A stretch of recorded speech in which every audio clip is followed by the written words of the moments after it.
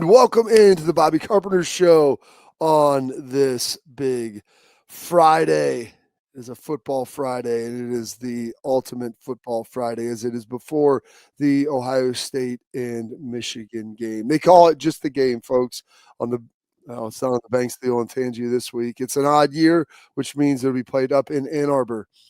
And the Ohio State Buckeyes will be traversing the great state of Ohio, up 23, up 75, all the way to Ann Arbor, traveling in there tonight. Usually I stay in Ypsilanti, a little bit outside there, and then make their way in for tomorrow's game at noon. And to get you ready, first of all, Shikes, how was your Thanksgiving? Yeah, that's what I want to talk about. One, awesome farm Thanksgiving. Thank you for asking, Bob. Celebrated my daughter's 18th birthday on Wednesday, so that was fun. Had my Go sister. get some Zens. She gets you some Zens. No, we talked about all your plans. It's amazing. And I found a really good research paper about just straight up nicotine, not with tobacco products, and how it helps. And I sling that out there to my wife. Anyways, that being said, yesterday, Bob, rented a log splitter. Been thinking about it. Me and Ricky and I. This was like Wednesday. This was Wednesday, right? Like gave her gift. Went to Worthington Jewelers, got her a little something special. Bob Capace, our guy. Bob, you know Bob. He's fantastic. Yep. A little gift. Boom. Then after that was done, I'm like, hey, it's about like 1:00 on Wednesday. You know what I'm gonna do? I dropped off Steph for a hair appointment down here in Round Town, and right next to it was an equipment rental place. I said, you know what? I'm just going to go in there and see if they got a log splitter. Why not? I've been wanting to get one. Why not try it first?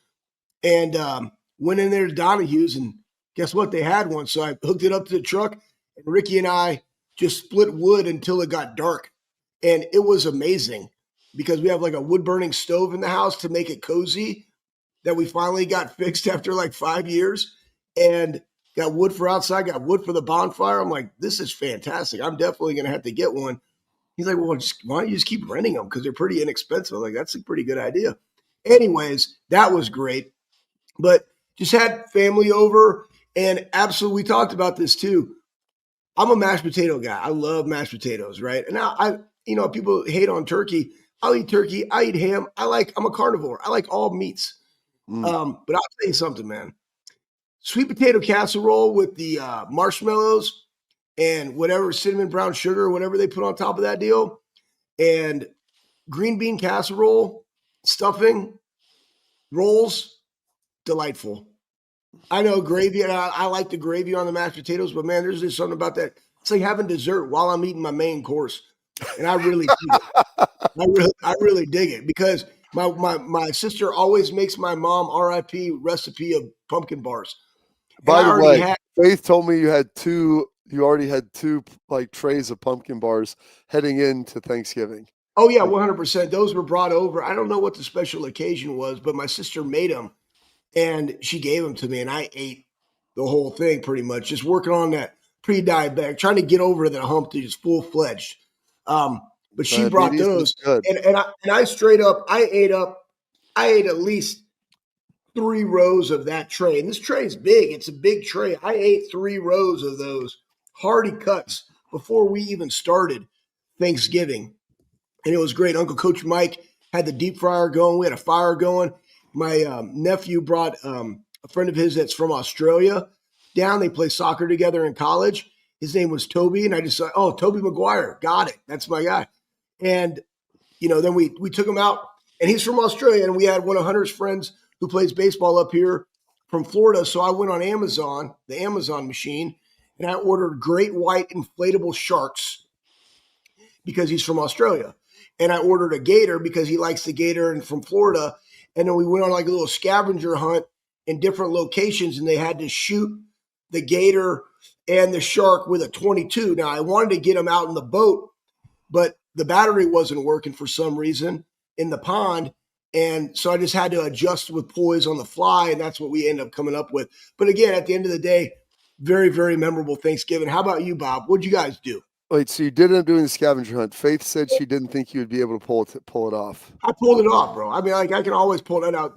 Was there some disappointment? Yeah, because it was frigid cold. I'm like, hey, we're going on this makeshift scavenger hunt because normally I would go to Rural King and I would buy everybody that was new to the farm life like a flannel, make it kind of country, make them, climb up into like the most sketchiest of tree stands that I have because they've never been up there and like have to climb that up to like grab, a flannel, or I'd put some like type of candy or something like in the feeder and they had to like take all these clues.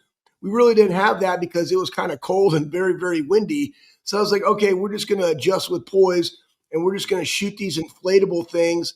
And then they're going to have to go out there and get them. And guess what? It turned out to be fantastic. And then we shot guns. Thank you, Vances, right? For all the ammunition. Because we were shooting, clays and brought out the 223, 5.56, little Daniel defense action, shot some pistols. They never done that. I was like, okay, hey, introduction, you're on the line. Here you go, safety first. Went through all the things, and they end up having a blast. All right, well, I'll get to my Thanksgiving in a moment. Tomorrow at noon, we'll be ready to go for Ohio State, Michigan. But let's get you pumped up a little bit now. The preparation is like, that's what you love. You love the competitive part of this and everything that comes with it. There's obviously a lot that comes with this. This game means a lot to a lot of people. Nobody more than the people in this building. We know we're trying to get gold pants. Coach Day said it after the game. We're playing for hardware now. So we understand what's at stake. It's a preparation week after week after week after week to be at our best for this one right here. And so here we go. All the foundation's been set. It's time to go put it to work. And hit loose in the end zone. Caught. Reese goes deep. Touchdown. Into the open field goes Jackson.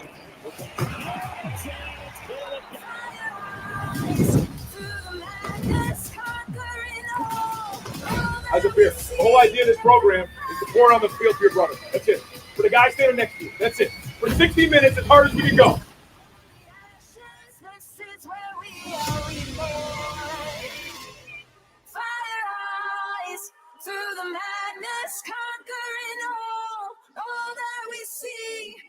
I mean, Schlegel, that gets you ready to go right there. Yeah.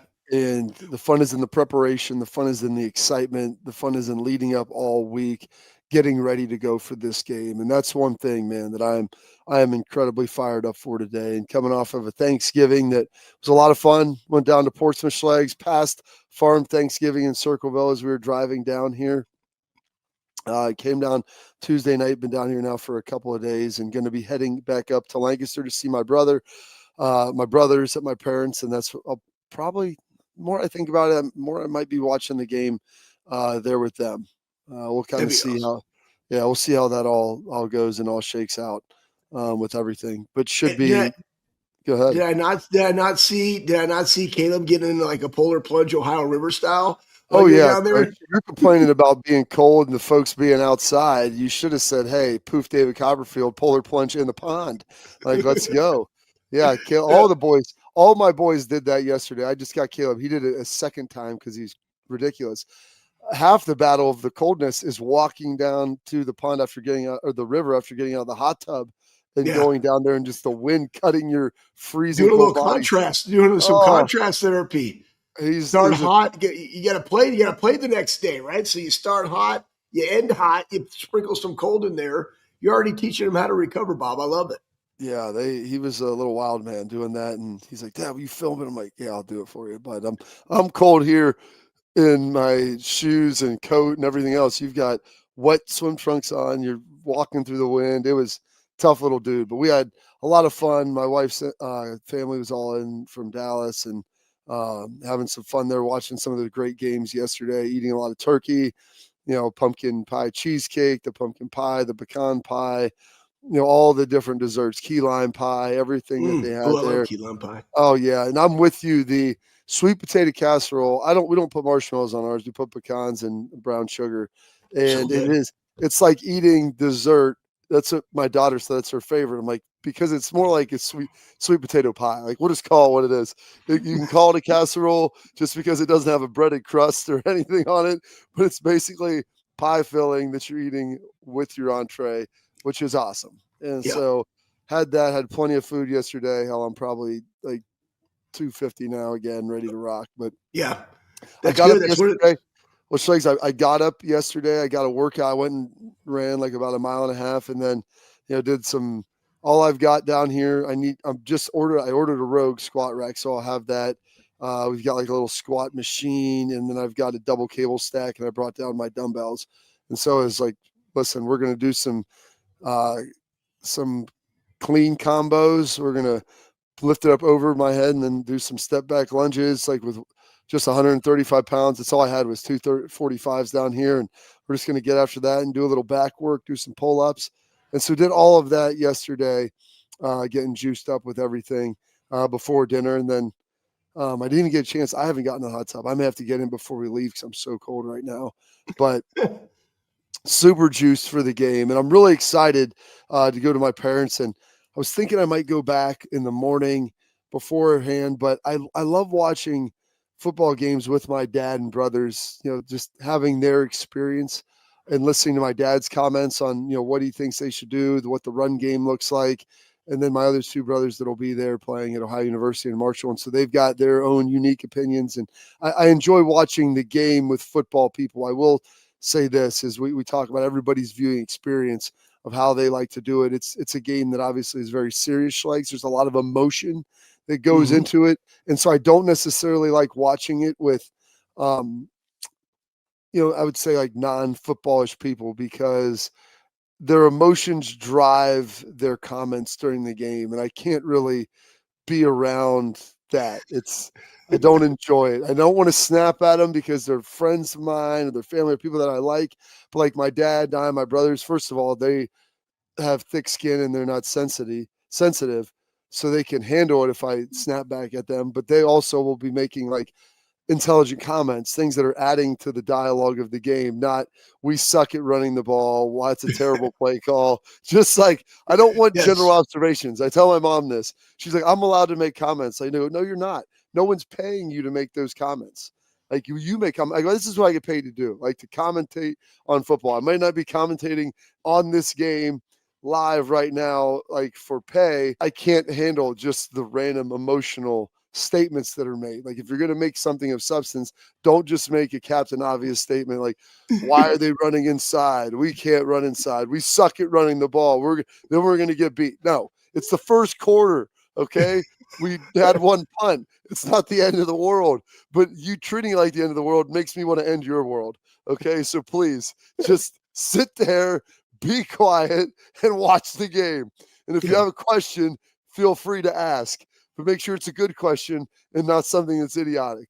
And so I get just really fired up. And the problem is I'm a stress eater and a stress drinker. So the longer the game gets intense and like the worse it is, like I start to eat and drink more. And I'll never forget the first time I watched a game by myself, like literally by myself, was 2019.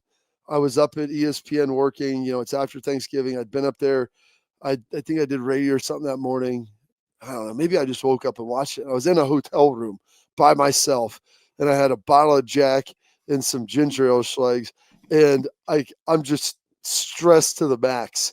And all I could do is I'm just drinking and just pouring and just because I needed activities. I needed something to do. Would have been more productive if it was bottles of water, probably. That would have been much better. But I just needed like something to be doing during the game. And so it's a bad situation for me. And so, yes, that usually kind of overtakes me a little bit with everything that's going on. And hopefully that won't be fully the case tomorrow. And it'll be celebratory drinks and toast to Ryan Day and the rest of this Buckeye squad as they go out there and try to wrangle in the first win that they've had in the last 4 tries. And so hopefully that will switch the series back and they'll get pointed in the right direction. We got a big show for you today. Talk about some of the keys to the game. There's a lot of news and notes we got to get to. Get some of your thoughts, people in the comments. Looking forward to our tailgate talk that we always have. But up next, we're going to break down some of the things on the game. What we're looking here. And an awesome little piece we saw. We just watched the trailer for the game that OSU puts out, but a great little video that one of our former teammates' daughters put out, which is crazy that they've got daughters now in college and one of them going to Ohio State. We'll break that down and talk about all that here coming up next on the Bobby Carpenter Show. But first, we got a message from our friends over at FanDuel because it's NBA tip-off week, and FanDuel, it's your home for live betting. So even if you missed the start of the game or you want to ride the hot hand, FanDuel has the live bets on everything from who will score next to those fourth quarter comebacks. Plus, you can combine your bets into an SGP. That's right, a same game parlay for a shot at a bigger payout. However you want to play, now is the perfect time to join because FanDuel, they're giving new customers $300 in bonus bets if your first $5 bet wins. So visit FanDuel.com/bigplay to sign up today. Play your game with FanDuel, official sports betting partner of the NBA. Must be 21 older and present in Ohio or 21 older and present in Pennsylvania. First online real money wager only. $5 first deposit required. Bonus issued is not withdrawable bonus bets, which expires 7 days after receipt. Restrictions apply. See terms at sportsbook.fanduel.com. Gambling problem? Just call 1-800-GAMBLER. Or the Bobby Carpenter Show coming up next.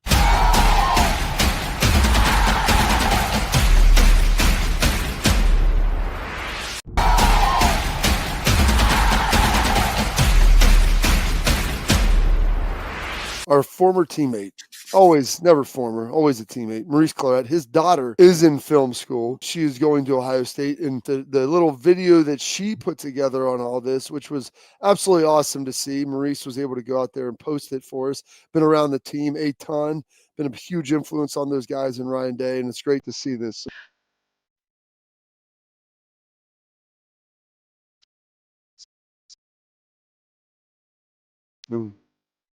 What's the best rivalry, Stephen A., in college football? Tell them that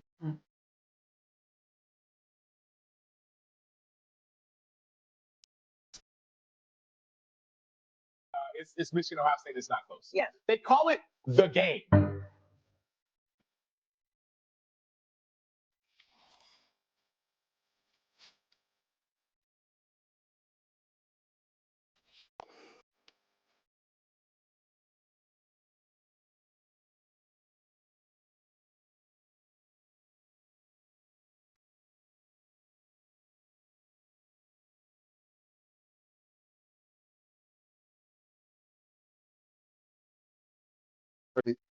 For now.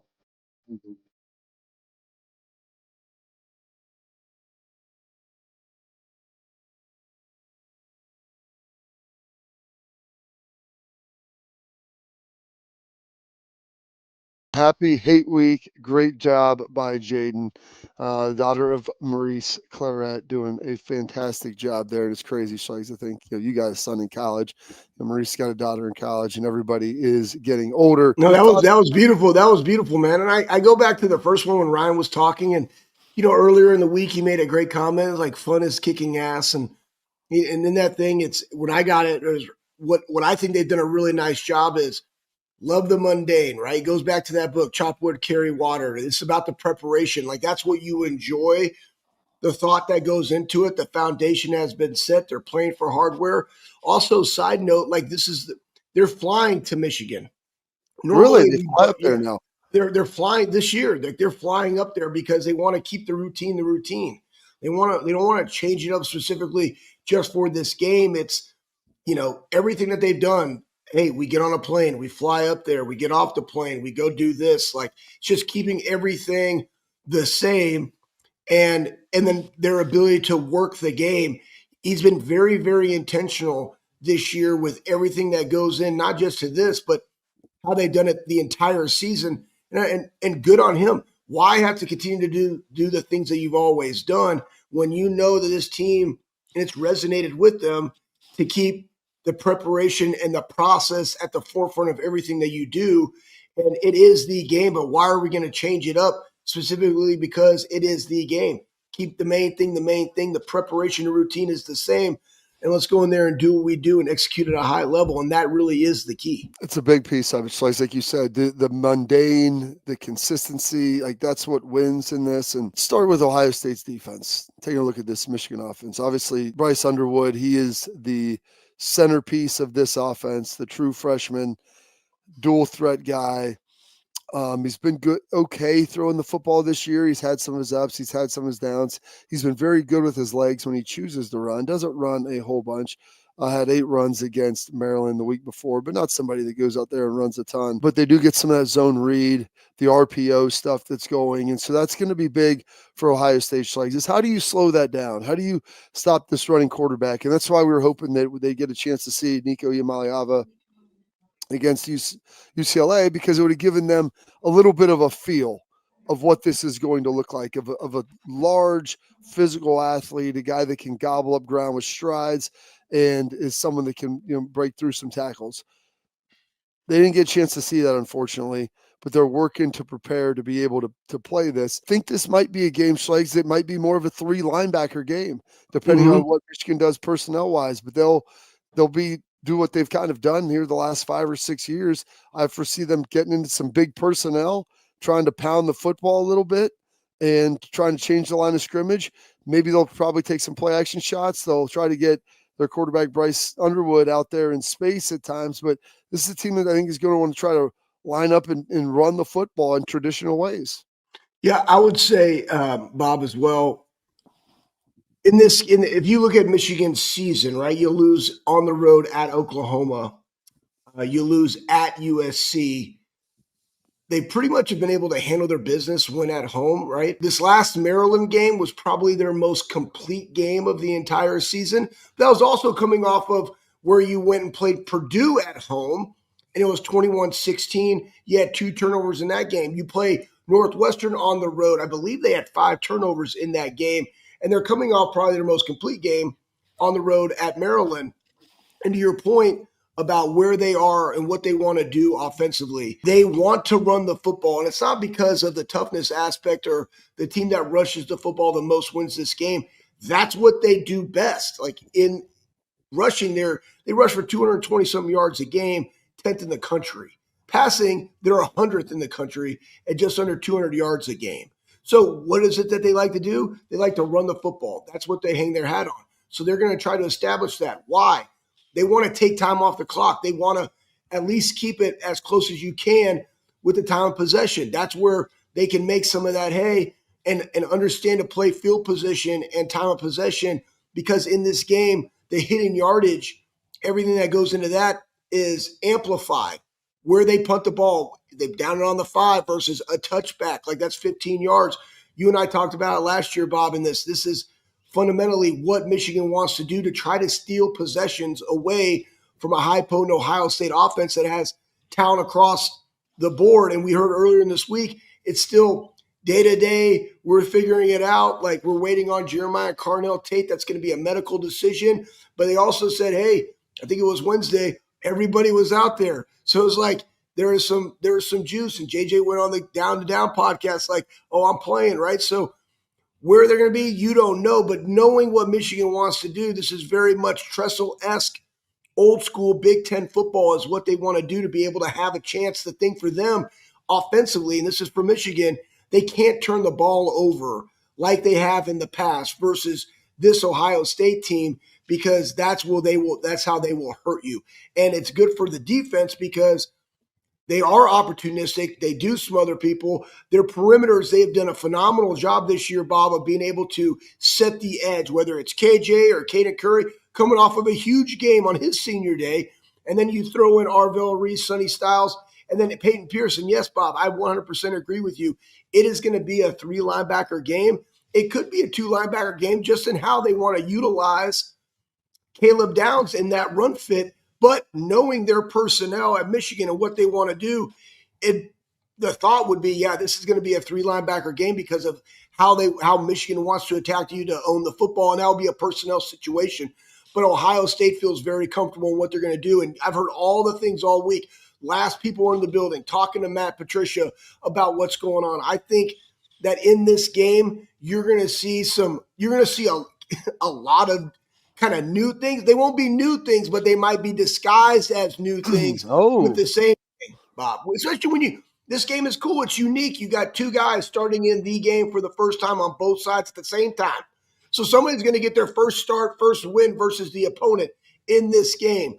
Who's it going to be? But I'll tell you this, I'd rather hang my hat on Julian saying what he's done from a completion percentage because of how the defense is going to play in this game. Defense travels, 7.6 yards per game allowed, Bob. Points. Last year, we said it was one of the best that we've ever seen at Ohio State. This year, right now, they're better. They are. They're dynamic. They're explosive. And so, the one thing I think you'll probably lean to more three linebackers, depending on the health of Lorenzo Styles. Yeah. He's your nickel because you could probably play some nickel to, some two tight end stuff and some different sets. Whereas in this game now, depending on Lorenzo's availability, you'll lean into more of the three linebackers in some of those situations. Maybe you put Caleb Downs at nickel, which we saw him some during training camp. Maybe early in the season hop in there. It just depends on, like you said, Schlegel, where you're getting hurt and how you want to have him impact the game and what that'll ultimately look like. So I'm with you on that. Probably a lot of Arvell Reese on the spy. I think they'll run some unique pressure packages where we've seen it all year. Schlegel, the simulated pressure, walk guys up, who's coming, who's not, trying to put Bryce Underwood and his head in a blender to see if they can get stops there and how that ultimately looks as well. So that'll be very, very unique from that standpoint with what they're trying to do. And they'll have some wrinkles. They'll have some different things that they're going to throw out there. You got something else you want to add? Yeah, the thing that will matter in this, and last week versus Maryland, Michigan was very, very good on first and second down, which is why they had such a really high and actually a low number of third down. Completion third down percentage was very, very high. But Ohio State in this game, you have to win first and second down to put them in third and medium, third and long, to allow those pressures to hit, Bob.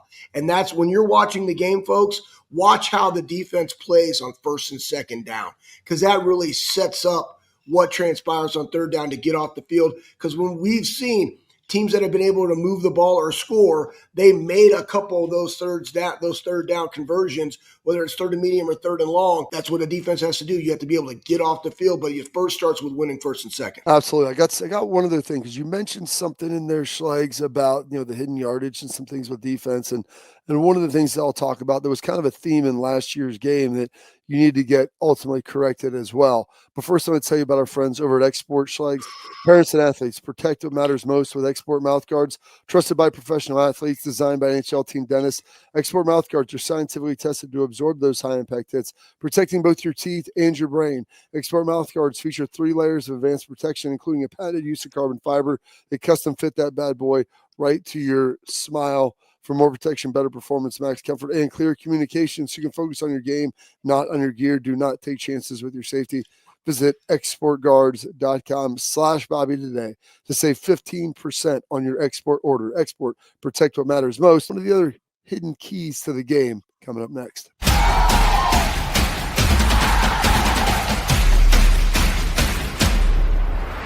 I'm Garage Beer, and this is Bobby Carpenter. Garage Beer.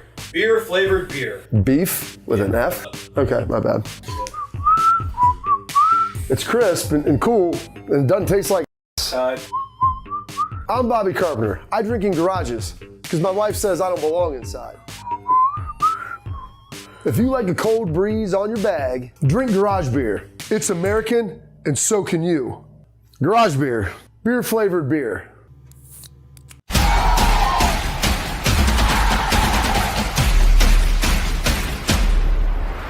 Welcome back into the Bobby Carpenter Show. And like you brought up something interesting there, and you started talking about the hidden yardage on special teams. And if you remember last year, and I don't have the number off the top of my head, and I'd probably have to go back and compute it, but Ohio State's the DSA, drive start average, where were they starting their drives at? Yeah.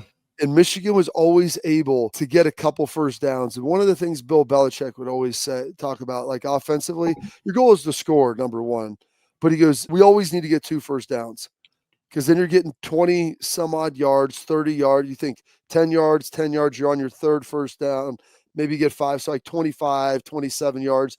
You put that to a punt with a 40-yard net, which I think is something that's very realistic. Now, all of a sudden, that's a 70-yard field position swing, or a 65-yard field position swing. And Ohio State started most of the game last year backed up. They had to have long drives. You remember the interception that Will threw. They were backed up. some of the drives that they're backed up at the end of the game, backed up. And even 2 years ago up there was a little bit of that where they had to have long drives. They had to work. And so that's not all on the offense. Like, yeah, the offense, whether you get the ball on the one coming out or the one going in, your job is to score the football. Defensively, you can't let them bleed you for yards early on. If you win first and second, get off the field on third down, don't let them get those 2 first downs. Michigan's a team that needs short fields. They're a team that likes to run the football. They're a team that obviously isn't ultra explosive. And so give them the long field and then force them to go, yeah, you got 1 first down, boom. Then you're GTFO, you're getting off the field, and your offense is getting the ball back around, the 35-40, not maybe at the 10-yard line, and they're 90 yards in front of them to drive. And so that's something last year that the more I started thinking about it this week, prevalent, it was in the game, and it was a factor that maybe people don't really think about, but that hidden yardage comes in, not just on the special teams of the return game and the coverage game, which is there too, but also early in the drive to making sure you're getting off of the field on defense to set your offense up. Remember, Schleg's one of our Buckeye Leaf stickers we could get is if defensively we force a 3 and out and the offense got the ball on the plus side of the field after the punt. Yeah, 100%. And, 100%. That's a big deal. And we would get every one of those we forced. There'd be games where you'd force 3 or 4 of them, which were big. Well, especially in this game, Bob, going on the road, the one thing that I would say a key to the game, and we'll talk more about it, but is the ability to start really fast. Because when you're facing a team that wants to hang their hat on the run game, that chews a lot of clock, to make them one-dimensional, to make them have to get back in the game, to make them have to do the thing that they're 100th in the country in, and which is throwing the football, you got to go start early. And starting early, not necessarily just, like you said, offense scoring touchdowns, but it's the defense being able to go 3 and out, set your offense up with good field position, and then score. There is a great, oh my goodness, I'll get it after the break, of like the breakdown of when this is all of football, guys. We're just telling you the things that are real. Every offense, 2 first downs, but why? It's the starting field position. If I start the field position, and from the 30 to the 50, my scoring percentage goes up to 67%. It's like something like that. When I'm starting backed up in these areas, it's like 10%. So obviously in the entirety of football, it's the same thing with turnover margin.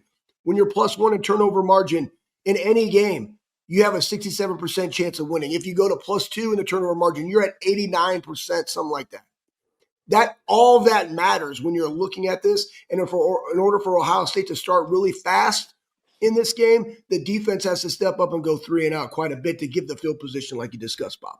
Yeah, that's going to be there, and that's big. And the field position element is so large. It's something that people don't usually talk about.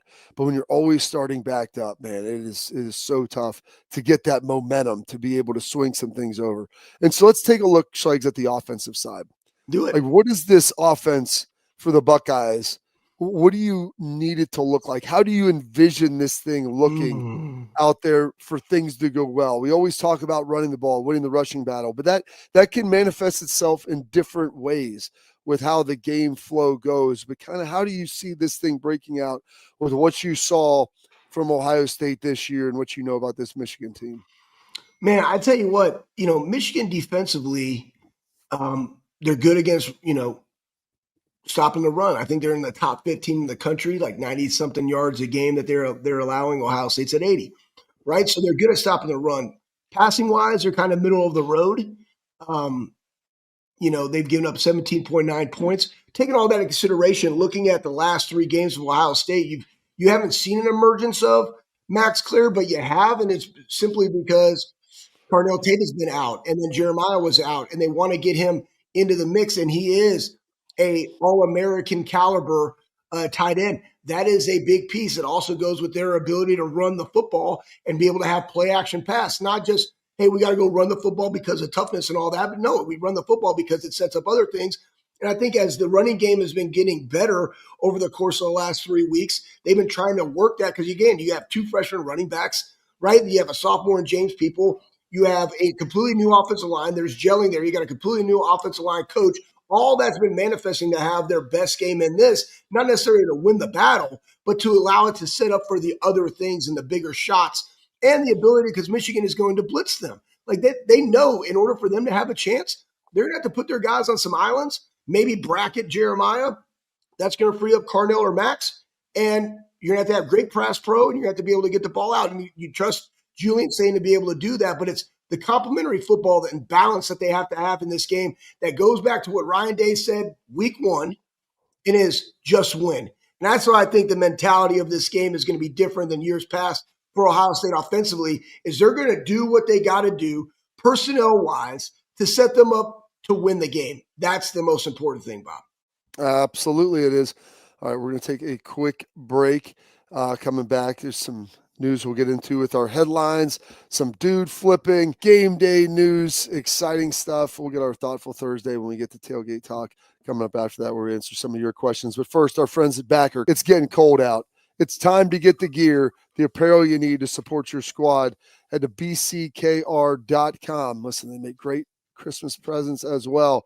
It's premium Buckeye gear. They've got other sports there too. They're starting to add more product lines, more colors. Coats are looking sweet. They're going to start adding some gray stuff in there. It looks phenomenal. Go check it out. Get your loved ones, your friends, some of this for Christmas. Get some for yourself as well, because right now they have free shipping on everything in the store. And if you use promo code all caps BOBBY at checkout, an extra 10% off. How does that sound? bckr.com. Backer, the great gear that you love. Go check them out. We got our headlines coming up next.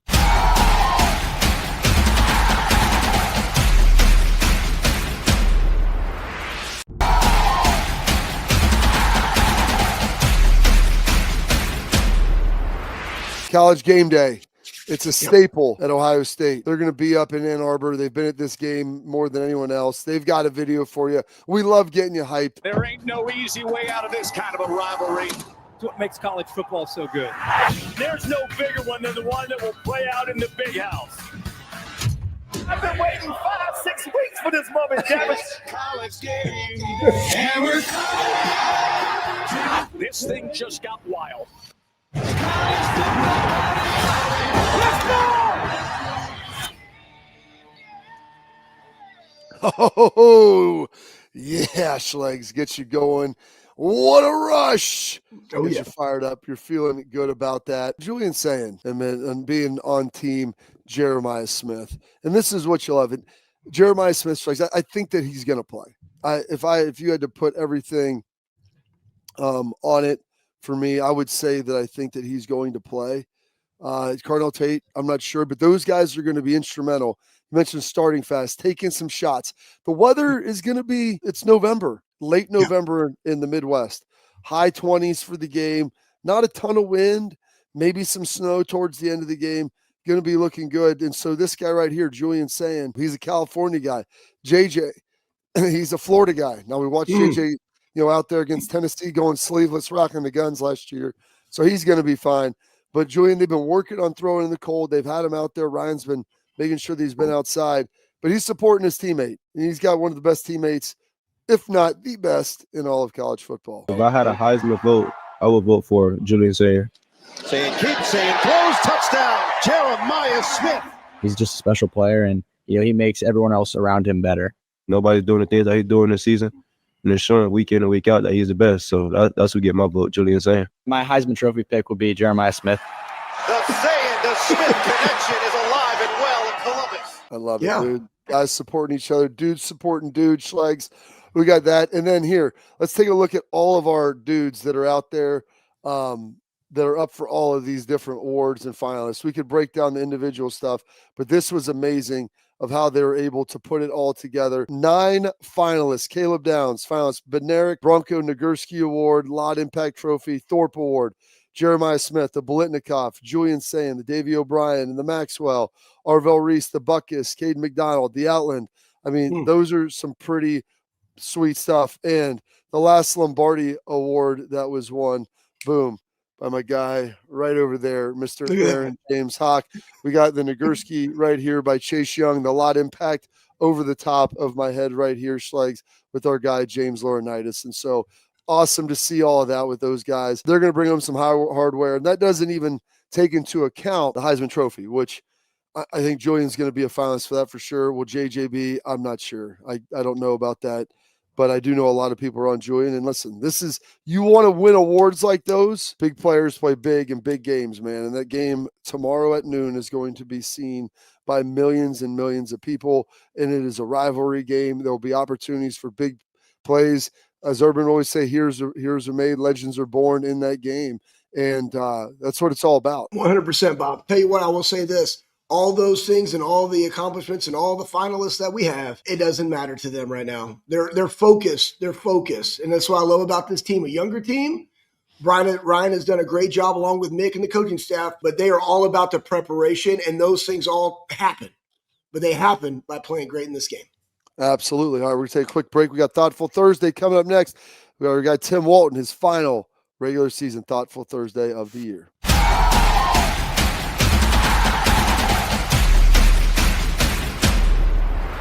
I'm Garage Beer, and this is Bobby Carpenter. Garage Beer. Beer flavored beer. Beef with an F? Okay, my bad. It's crisp and cool, and it doesn't taste like I'm Bobby Carpenter. I drink in garages because my wife says I don't belong inside. If you like a cold breeze on your bag, drink Garage Beer. It's American, and so can you. Garage Beer. Beer flavored beer.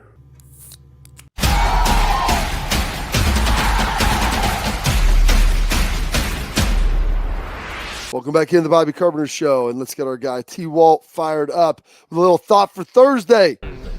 God delivers. God delivers. Give all glory to God. Put love in your purpose. We're breaking worldly traditions and generational curses. We're not just talking. We actually live it. We don't care what they think. We're trying to show them we're different. Only God himself can turn chaos into chemistry. Only God himself can turn moments into ministry. His game on this platform is not to shine in the bright lights. He put us in this position to bring people closer to Christ. If you forget your purpose, you better start remembering. Just lean on God. God stands for good on delivering. Okay. Ready? Already. Snaps, Schlegel. Snaps. Getting it done in a big way. Phenomenal there by our guy, Walt. Getting them rolling. Tailgate question, Schlegel. Does Julian have a Heisman moment on Saturday? I think he has a Heisman moment on Saturday. Who's it going to be to? I don't know. And that's the one. Could I see it being JJ? 100% I can. It's going to be somebody doing something. Honestly, how I kind of envision it, it's going to be a running back stepping up, blocking in pass pro, being able to deliver a dime that completely changes the dynamic of the game, whether it goes into a blowout or whether it's a drive at the end of the game to win the game. I don't know what it's going to be, when it's going to happen, but I definitely see one of those moments in this game for him, Bob. And this is a question coming from our comment section last week's show. Are you more or less confident in the Michigan game this year versus last? I would actually say last year I was more confident. The offense felt stronger, especially in the run game, than this time last year. The offensive play calling is what killed OSU last year. Hopefully they have learned their lesson. I think last year some of the play calling was impacted by the weather. I think Will Howard, obviously struggled a little bit, and I think getting nicked up in that game, maybe wasn't fully at his finest. All those issues, it seemed they've been building to this moment, building to this all year long. Ryan talks about the routine, the pattern, all of that going into it. And so it's a big deal. They're on the road, Schlegel, but I feel strangely more confident this year than last. Like Mason Graham's not in there this year at defensive tackle to kind of wreck some of this stuff. And so without him in there, I think you'll be able to run the football. I think this offensive line is better. They've leaned into it. They've challenged guys. While the running backs may be younger, I think that they're going to be able to hold their own. I think Julian's going to have that Heisman moment, and they're going to be able to air it out some, take some shots, make some big plays. And I'm excited for these guys to go do something that they haven't done in quite some time. So we're going to take a quick break, Schlegel. We'll come back. We'll give you your parting thoughts, your side nuggets, and our scores and predictions for the game here coming up next.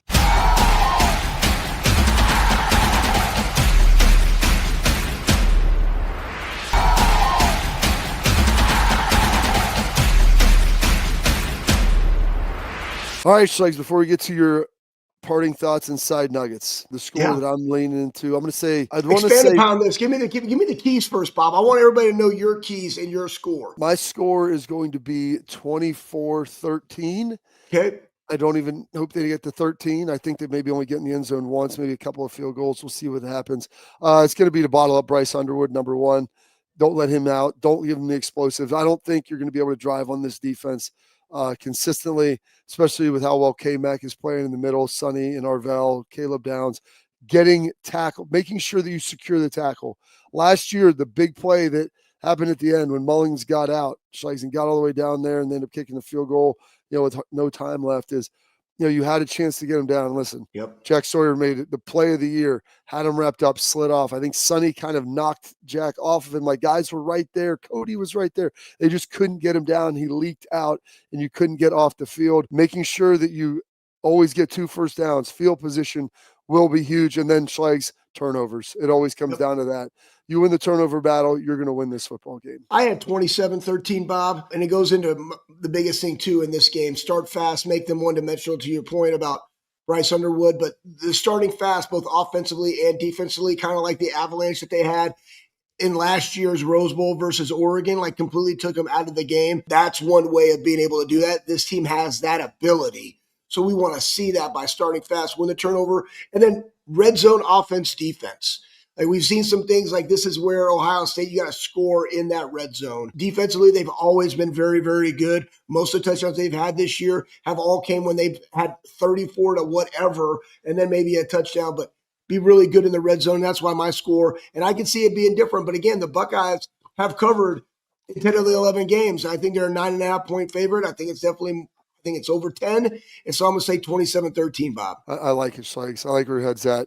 A lot of comments I was reading about the last show and some stuff on Michigan. Over under 45, I guess my score, what I put out there, or 43.5.